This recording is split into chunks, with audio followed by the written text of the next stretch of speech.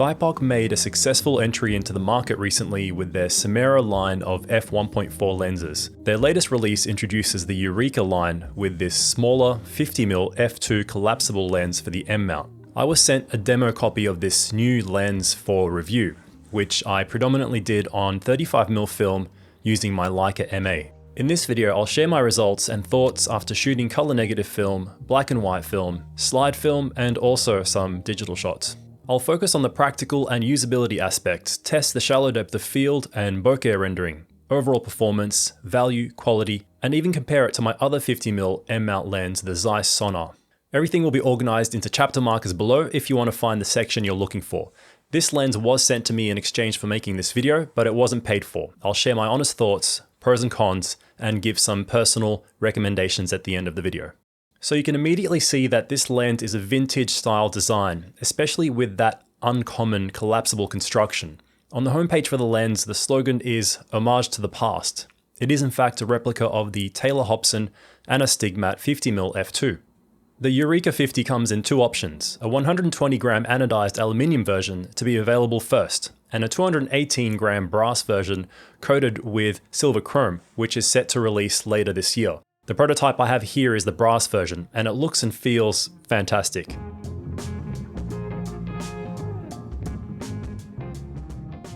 Although the collapsibility might seem redundant, it certainly doesn't present any major issues.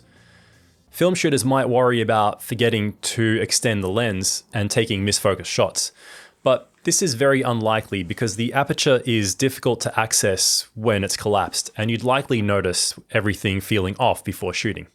The Eureka 50 uses a 6-element 4-group design with double gauze glass and other refractive element dispersion-y bibbidi-bop information that I won't go into too much. You can check all that technical stuff, including the MTF charts, on the website.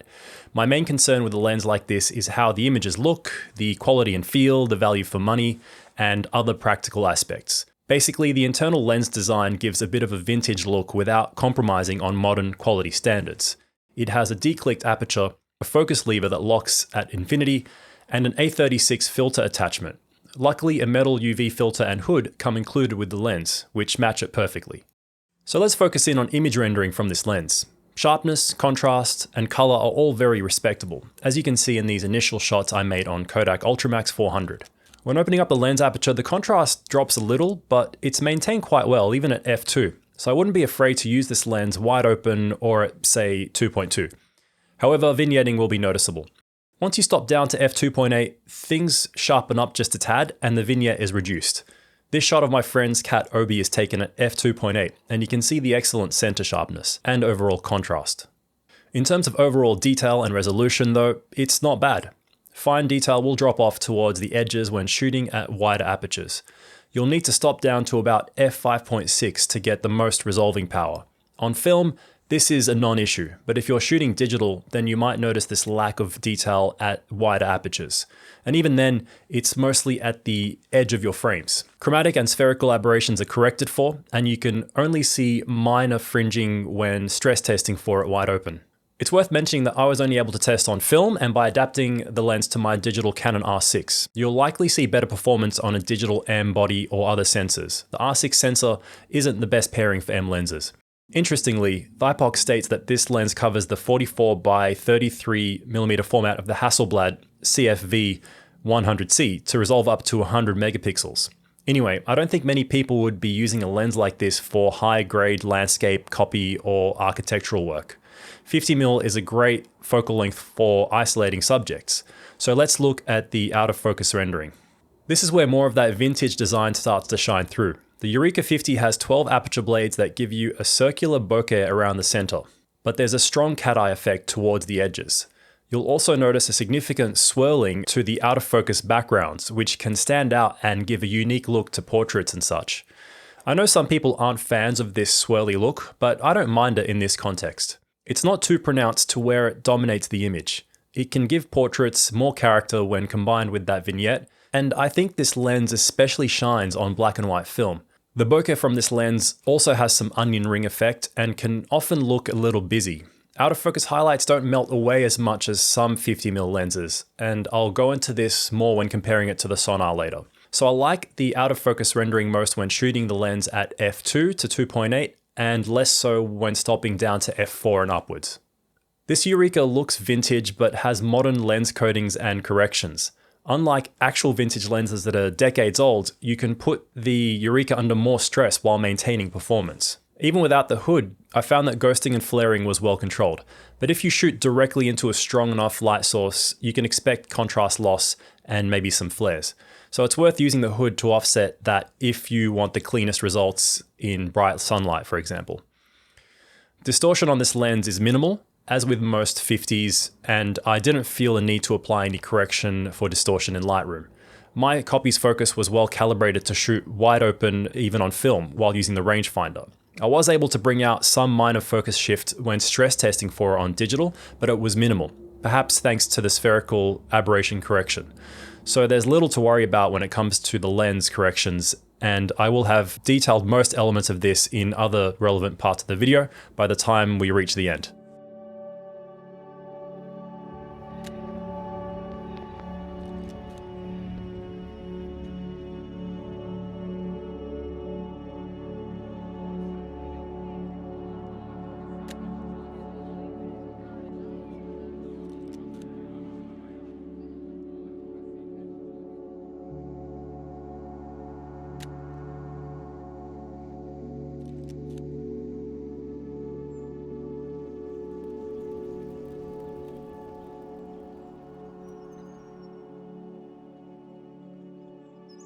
So with the lens design and image rendering broken down, who would I say that this lens is for? I think it makes a good all-rounder if you want a 50mm lens for a mid-range price point. It has the look and feel of a more expensive lens with aesthetics that make it a great match on Leica M bodies or other vintage-inspired cameras. Because it's so small, it makes a good travel and everyday option if you only want to have one 50mm lens. It's unobtrusive and keeps the weight of your kit down if that's important to you. And I can't ignore the vanity factor of how nice this lens looks, especially on a classic looking camera.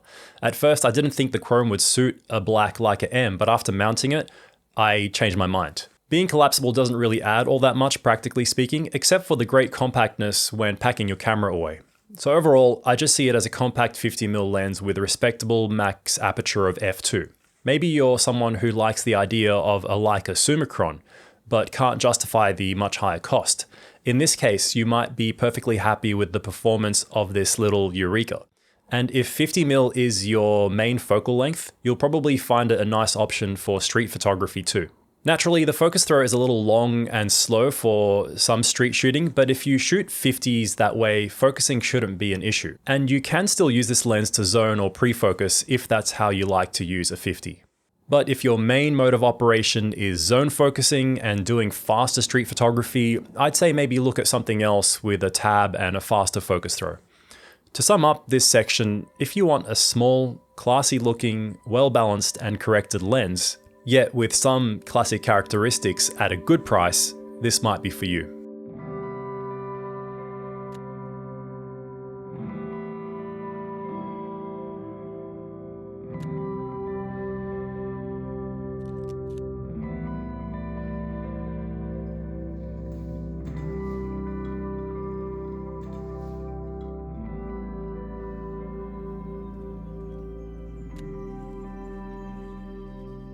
Speaking of the price, this lens is available for order at the time of making this video for $579 for the aluminium version and $859 for the brass version.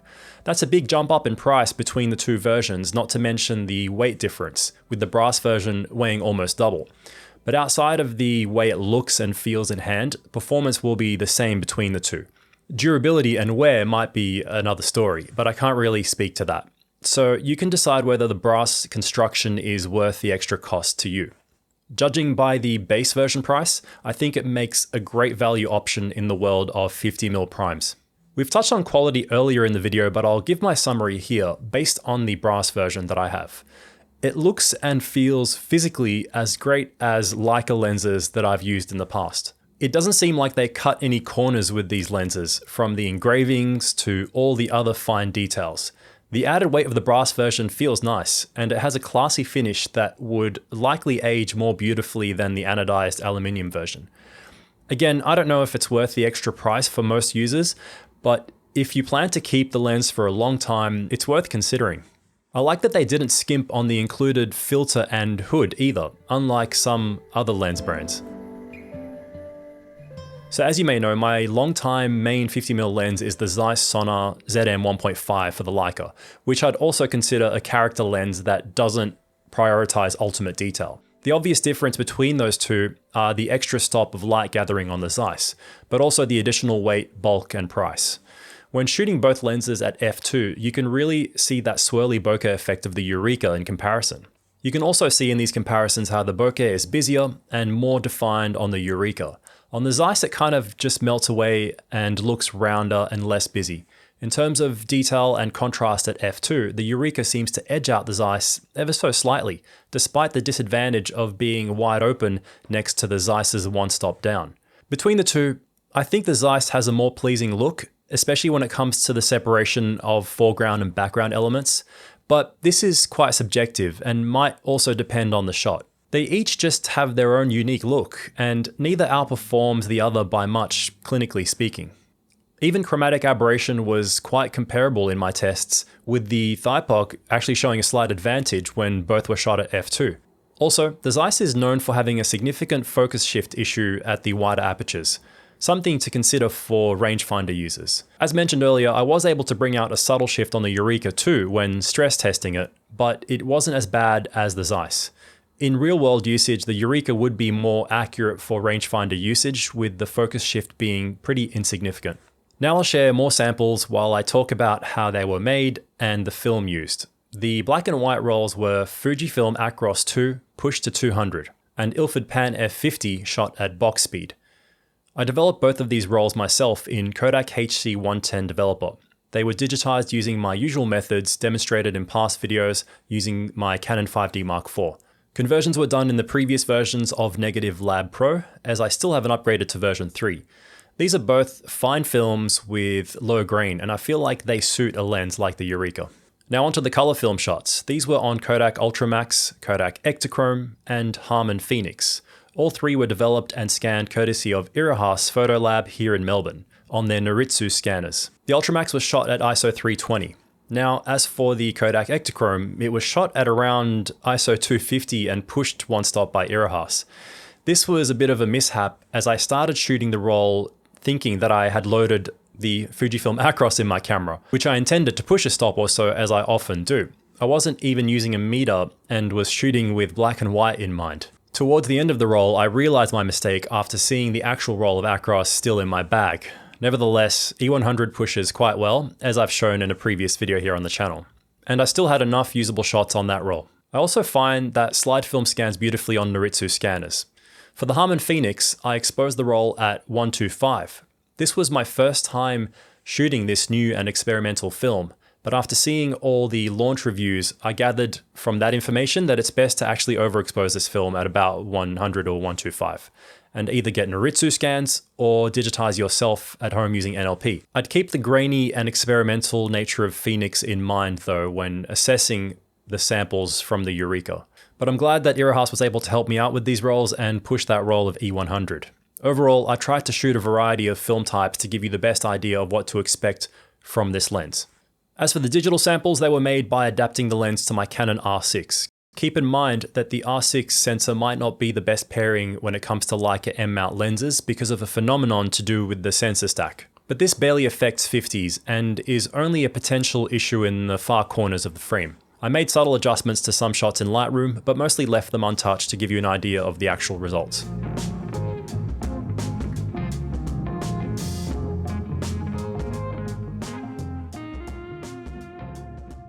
Given that everything I've gone over in the video so far presents a solid range of features and advantages of this lens, let's go over my list of disadvantages and criticisms. Most of these are quite minor and just result from the idiosyncratic nature of this lens. Firstly, the A36 clamp-on filter attachment style might be limiting if you want to use your own color or other filters, or if you lose the included one.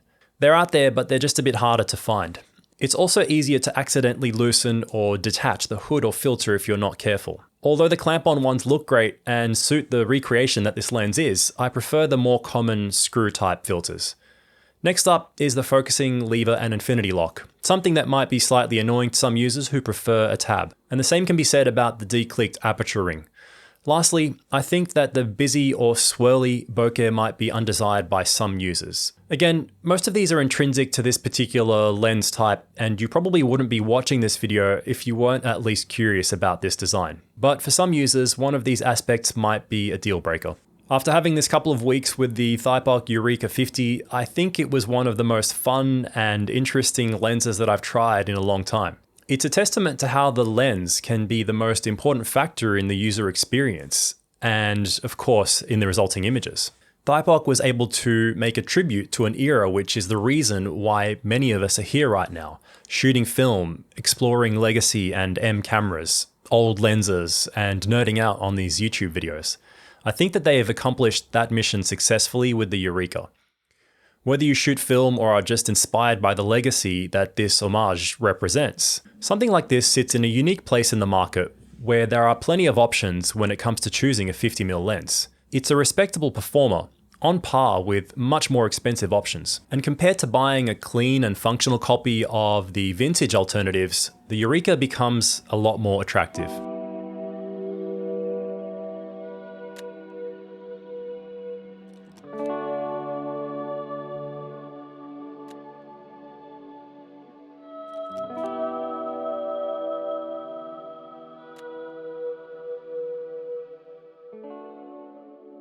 I hope you enjoyed my review. Check out the links in the description for more information on Thypoch, who I want to thank for sending me their latest creation to try out. I also want to recommend Max's review if you want another point of view and haven't seen his video yet. Analog Insights is one of my favorite channels out there, and I think they make some of the best camera and lens reviews when it comes to this type of gear.